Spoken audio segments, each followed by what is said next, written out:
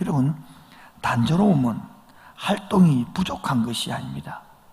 오히려 다양성과 목적이 부족한 것이기 때문에 단조로운 것입니다.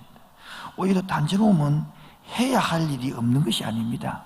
오히려 의미를 찾지 못하기 때문에 단조로운 것입니다. 오히려 단조로움은 게으른 것이 아닙니다. 오히려 분명한 정체성을 찾지 못하기 때문에, 잃어버리기 때문에 단조로운 것입니다. 이 속에서 하나님이 살아계심을 믿으시기 바랍니다. 하나님의 살아계심을 맛보시기 바랍니다. 여기에 신앙이 달려있는 것입니다. 우리만 이렇게 단조로운 것 같습니까? 모세는요, 40살부터 80살 될 때까지 그 광야에서 양치기 하면서 이 단조로운 생활을 이기게 했습니다. 그 단조로운 광야 40년을 통해서 앞으로 이스라엘 백성을 이끌어갈 생활과 습관과 문화를, 지리를 다 깨뚫는 거예요. 모세는 그렇습니까? 요셉은 됐죠. 요셉은 바로 그곳에서요, 7년 풍년, 7년 흉년, 그날 공부를 그것이 다 배웁니다. 거기서 하나님과 교제하고 하나님의 지혜를 배우는 거예요. 단조로움에서 그냥 보내는 게 아닙니다. 거기서 하나님의 역사가 준비되고 있습니다. 어떤 사람은 이렇게 합니다. 자기가 연약하다 느끼십니다. 단조로움은 무능력자 이렇게 생각합니다. 그래서 이 단조로움 생활을 드러내기를 숨기고 싶은 사람도 있습니다. 아니면 이 단조로움 생활을 무시하고 그냥 발로 그때 쳐버리고 막 귀찮아서 막 새로운 일을 시작하는 사람도 있습니다.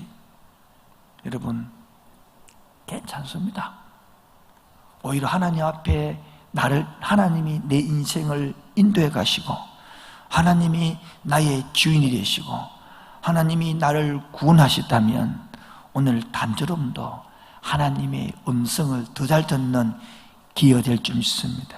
사람은 누구나 처음에는 열정이 있습니다. 어떤 일을 할 때 열정 없는 사람 어디 있습니까? 다 처음에 열정이 있죠. 그것도 뜨거운 열정이죠. 보통 열정이 아니고요. 그런데 이 뜨거운 열정이 단조로운 근태로 넘어가서 어떤 사람은 우울로 가버립니다. 어떤 사람은요, 성숙으로 갑니다.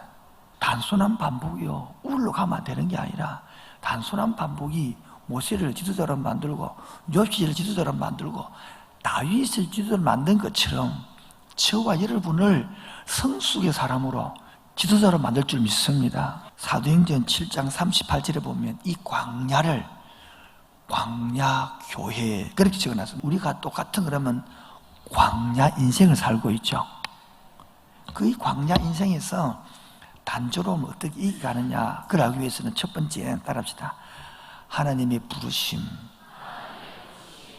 이스라엘 백성들은 430년 동안 노예로 살다가 자유민으로 만들기 위하여 불러낸 것입니다.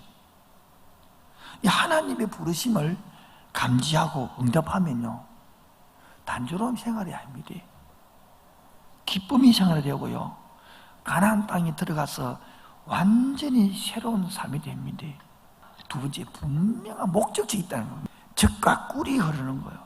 이 젖과 꿀이 흐르는 땅은 우리 인간끼리 합의한 내용이 아닙니다. 하나님의 명령에 의한 것입니다. 이런 목적에 따라서 인생은요, 두 인생이 있습니다. 순례자 인생이 있고 방랑자 인생이 있는 거예요. 순례자 인생은요, 목적지가 있는 게 순례자가 인생이고요, 방랑자는요, 목적지가 없는 겁니다. 세 번째는 분명한 자기 정체성이 있어야 이 단조로움을 이길 수 있습니다. 하나님이 이스라엘 백성들을 불러낸 이유가 뭡니까? 바로 불러내어서 하나님 나라를 만들고 거기서 제사장 나라로, 제사장의 백성으로 삼기 위한 훈련이었습니다. 여러분도 마찬가지입니다. 저를 왜 불러냈습니까? 더 조금 잘 살게 하기 위해요? 아니에요. 그보다 더 중요한 이 병든 세상에서, 이 고통당하는 세상에서 불러내어서 오히려 고통당하는 그들에게, 병들어 사서 삶의 의미를 잃어버리고 단조로움이 지쳐가는 그들에게 하나님의 나라의 제사장 백성이 되어서 희망이 되고 소망을 주고 해답을 주는 인생을 살라고 부른 줄 믿습니다. 이 광야 같은 인생에 이 단순 반복이 뭐가 되느냐? 바로 힘이 되고 능력이 되고 습관에서 실력이 만들어진다는 것입니다.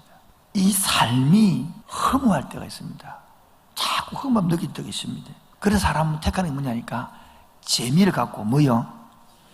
가지면 삶이 허무하지 않거든요. 그러나 더 중요한 것은 재미보다는 의미가 필요하다는 겁니다. 하나님과의 관계는 재미가 아니에요.